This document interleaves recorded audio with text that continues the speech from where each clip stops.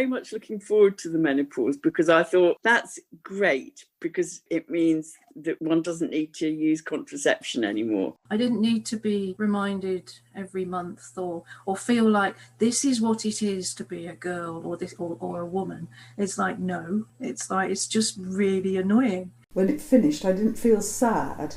I don't think it was a loss. And I think it was obviously, in some ways, quite a gain because you didn't have to keep worrying about taking tampons or whatever you had for those previous decades. I see no advantages of going through this physical change. I never wanted children. In many ways, this has made life easier on that front, but that's about it, really. I don't believe that a woman should just be about making a next generation. I don't believe that a woman's value is solely in their ability to have children. In the same way that when you grow up, you're not a child anymore. When you've gone through the menopause, you are your post-menopausal self now. I didn't want any more children. I've got 2, and that was enough.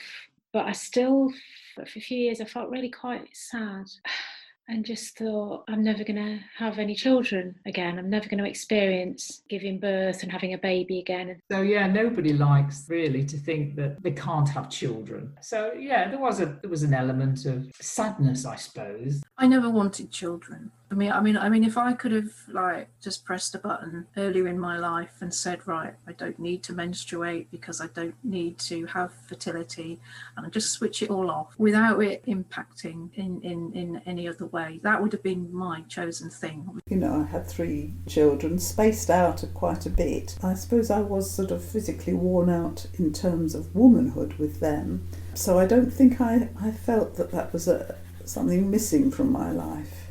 The bit that I've really struggled with is a loss of fertility, because I really wanted to have children, and all of that happened very late because of circumstance for me, going through IVF 3 times, again in my early 40s, so the chances of it working were going to be pretty slim. So then your period just becomes this sort of, well, every time your period comes, obviously then it's a sign of, you know, a failed round of IVF. So now the thought of them going, even though my brain's going, I'm not going to conceive, I haven't been capable of conceiving for years, it's not going to happen, but the absolute loss of it is the absolute end of that dream. I never actually wanted children, but when my body was saying, well, that's definitely not going to happen now, my brain was going, but maybe I should have. To me, the menopause, I came to it with a very positive mindset. And I hadn't thought consciously about this until this moment. In some sort of semi-conscious way, knowing that there's no question of your getting pregnant,